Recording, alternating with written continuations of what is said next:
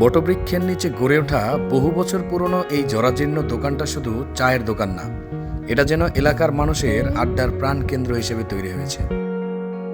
এখানে তৈরি হয় সাধারণ কিন্তু স্বাদে অনন্য এক কাপ চা, যার ঘ্রাণেই মন ভালো হয়ে যায়।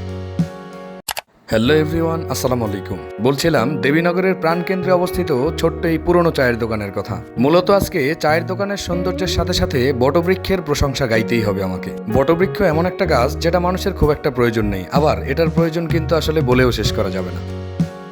আজকে আমরা ঘুরতে ঘুরতে চলে এসেছি দোহারের প্রাণকেন্দ্র জয়পাড়ার একেবারে খেয়াঘাটে। আসলে বটগাছ যেখানে আছে সেখানকার জায়গাটা কিন্তু এমনিতেই সুন্দর হয়ে যায়। তবে আমার মনে হয় অন্যান্য জায়গার তুলনায় দেবীনগরের এই প্রাণকেন্দ্রে যে খেয়াঘাট রয়েছে সেটার এপারে ওপারে দুই জায়গায় কিন্তু দুইটা বটগাছ রয়েছে বেশ বড়। এপারে ওপারে বটগাছ থাকার কারণে এখানকার জায়গাটা এতটাই শীতল যে আপনি যদি এখানে মাত্র 10 মিনিটের জন্যও দাঁড়ান তাহলে মনে হবে যে এখান থেকে আমি লুফে নিয়েছি প্রায় 1 ঘন্টার অক্সিজেন। এই জায়গার পুরনো এবং আদিম নাম হচ্ছে দেবীনগর হাট, যেটার এখন আপডেট ভার্সন হচ্ছে জয়পাড়া।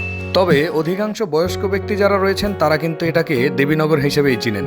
প্রতি সপ্তাহের বৃহস্পতিবার দিন এখানে কিন্তু জমে যায় বেশ বড় একটা গরু ছাগলের হাট। এই হাটে শুধু অত্র অঞ্চলের মানুষজনই নয়, দূর দূরান্ত থেকে মানুষ ছুটে আসে হাট বাজার করার জন্য।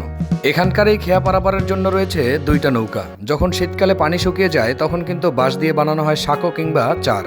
আমার আগমনের দিনটা যেহেতু হাটবার নয়, সেহেতু এখানকার জনসমাগম খুব একটা দেখা যাচ্ছে না। আমি আসলে খুঁজতেছিলাম যে এই বটবৃক্ষের নিচে বসে কি এমন একটা জিনিস উপভোগ করা যায় যেটা উপভোগ করলে কিন্তু একেবারে হৃদয় প্রশান্ত হয়ে যাবে।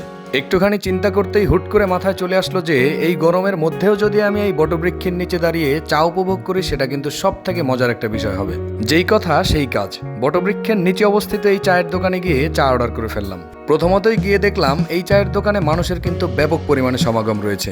পরক্ষণেই আমি ইমাজিন করেছি যে এরকম শীতল একটা জায়গায় মানুষের সমাগম হবে না তো কি হবে।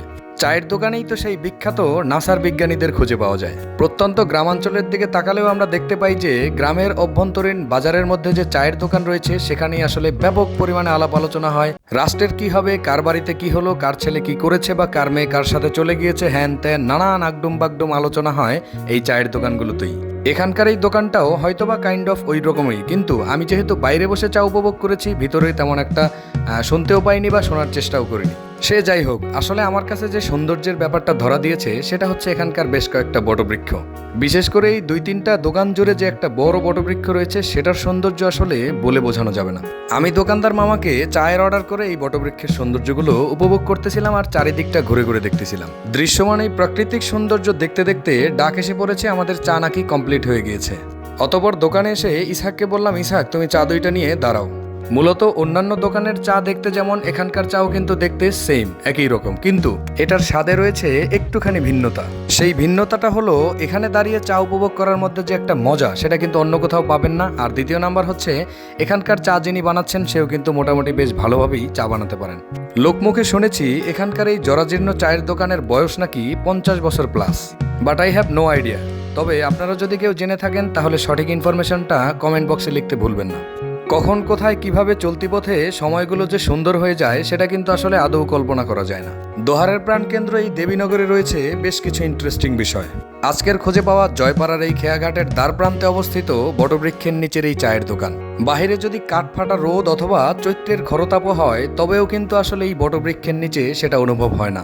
এর জন্যই তো সারাক্ষণ এখানে মিলে থাকে জনসমাগম। সমস্ত ক্লান্তির অবসান যেন ঘটে যায় এই ছায়াদার বটবৃক্ষের নিচে। আপনারাও যদি দোহারের প্রাণকেন্দ্রের দেবীনগরে কখনো ভুলবশতও চলে আসেন তাহলে এই বটবৃক্ষের নিচের দুধ চা কিন্তু কখনোই মিস করবেন না। মাত্র 10 টাকা দামের 1 কাপ চায়ের সাথে আপনি পেয়ে যাবেন বটবৃক্ষের সেই শীতল বাতাস, সেই সাথে পেয়ে যেতে পারেন গ্রামীণ সেই বিজ্ঞানীদের দেখা।